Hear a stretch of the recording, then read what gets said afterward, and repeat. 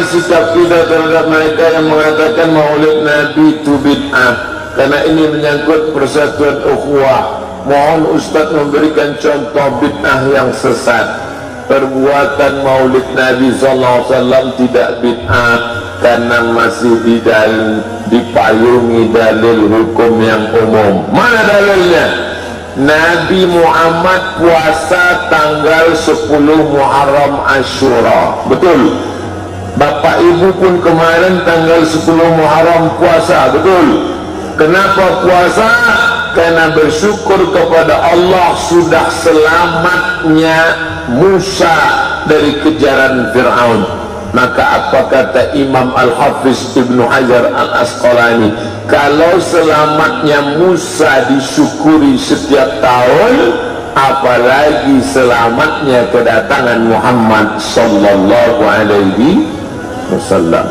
Dalil kedua tentang masalah Abu Lahab masuk neraka. Ditanya oleh Abbas bin Abdul Muttalib dalam mimpi, "Hai Abu Lahab, ya, bagaimana kabarmu di neraka?" "Khuffifa alayya fi kulli itsnain li'tatu Suwaibah." Azabku diringankan setiap hari Senin karena aku memerdekakan Suwaibah. Kalau Abu Lahab yang sudah jelas masuk neraka saja diringankan azabnya karena senang menyambut kelahiran Muhammad, apalagi kita yang beriman kepadanya dan mati dalam keadaan muslim tentulah mendapatkan pahala dengan senangnya menyambut kelahiran Muhammad sallallahu alaihi wasallam. Sallu ala Muhammad, Allahumma salli wa sallim wa barik alaihi. إذا كان هذا كافرا جاء ذنبه تبت يداه في الجحيم مخلدا حتى أنه في كل يوم الاثنين أبدا يخفف عنه العذاب مسرورا بأحمدا فكيف بالذي في ظن الذي طول عمره بأحمد مسرورا ومات موحدا. Sedangkan Abu Lahab yang dijamin masuk neraka saja diringankan azabnya karena senang menyambut kelahiran Muhammad, apalagi orang yang senang dengan dia, beriman dengan dia, mengikuti sunnahnya. Tentulah orang yang maulid itu dapat pahala dari Allah Subhanahu wa ta'ala. Mengenalkan anak-anak kita, kalau nggak mau acara maulid dengan yang dibaca itu apa? Barzanji. Di Jakarta masih baca Barzanji, Ad-Dibah, Sintud Durar, Burdah, Diaul Lamih, Habib Umar bin Hafiz. Itu yang dibaca semua. Apa isi Al-Barzanji itu? Isi maulid itu dua. Pertama solawat puji-pujian, yang kedua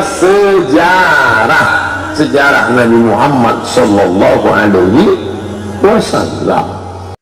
Maulid itu ulang tahun, bukan ulang tahun maulid itu.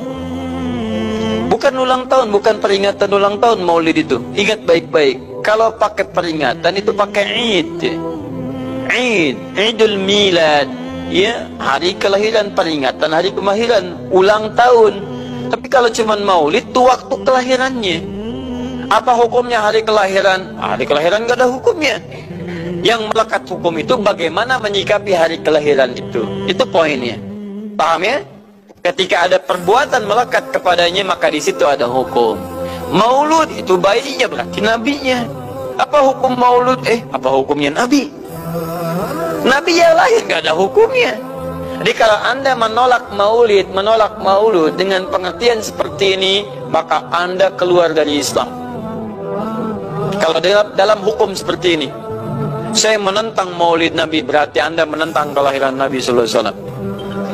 Saya menentang maulud Nabi, berarti Anda berhadapan dengan Nabi, Anda musuh Nabi. Jadi kalau Anda dimaksudkan dengan kata maulud dan maulid, Anda tidak bisa menentangnya, bisanya menerima. Saya menerima. Kenapa? Karena dalam pengertian bahasa, maulid itu artinya waktu kelahiran. Maulud artinya nabinya. Bagaimana menyikapi maulid dan maulud itu?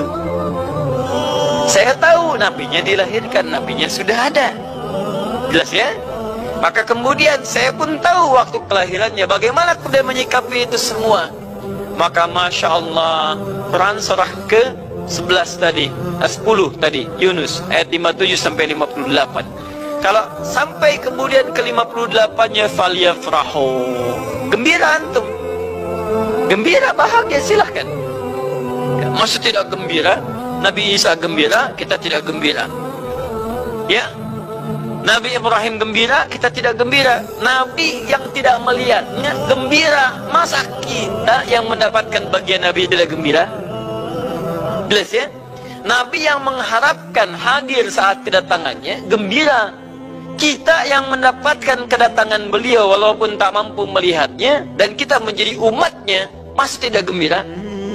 Umat dulu bukan bagian umat Nabi Muhammad, karena Nabi Muhammad tidak hadir di zamannya, gembira dengan berita kedatangan Nabi Muhammad, padahal nabinya belum datang. Masa kita yang jadi umatnya, yang nabinya telah kemudian kita dapati walaupun tidak melihatnya, masa kita tidak ikutan gembira? Maka pertama kita mesti gembira. Maka yang kedua, bagaimana mengekspresikan kegembiraan itu. Maka contoh-contoh dari Nabi SAW, bagaimana mengekspresikan kegembiraan dengan Nabi SAW itu, pertama Nabi sendiri menyikapi hari kelahirannya dengan berpuasa di hari Senin. Jelas ya? Ini bagi Nabi sendiri pribadinya, nanti jadi hukum untuk kita. Nah, sekarang bagaimana para sahabat menyikapi kelahiran Nabi SAW, kedatangan Nabi SAW, dan menyikapi keberadaan Nabi SAW. Bukan cuma lahirnya, tapi setiap kedatangannya. Nabi datang dari Madinah, dari Mekah ke Madinah, disambut oleh para sahabat yang ada di sana. Nabi datang dengan perang Tabuk, dari perang Tabuk disambut oleh para sahabat di sana. Tala al-badru alaina min thaniyatil wada'i, wajib syukru alaina bada'alillahi da'i. Masya Allah, disambut dengan madid, bukti kesenangan mereka kepada Nabi SAW. Ada yang memuji Nabi SAW seperti Hasan bin Thabit, buat puisi-puisi memuji Nabi. Seperti Zuhair bin Abi Salma, tadinya musuh Nabi, begitu masuk Islam memuji Nabi SAW. Ada yang lagi kemudian menghormati Nabi dengan kedatangannya, dengan mengikuti Nabi kemanapun. Nabi mencontohkan, amalkan. Nabi mengajarkan, ikuti. Masya Allah. Begitu Nabi meninggal, diabadikanlah kemudian nilai-nilai penghormatan itu.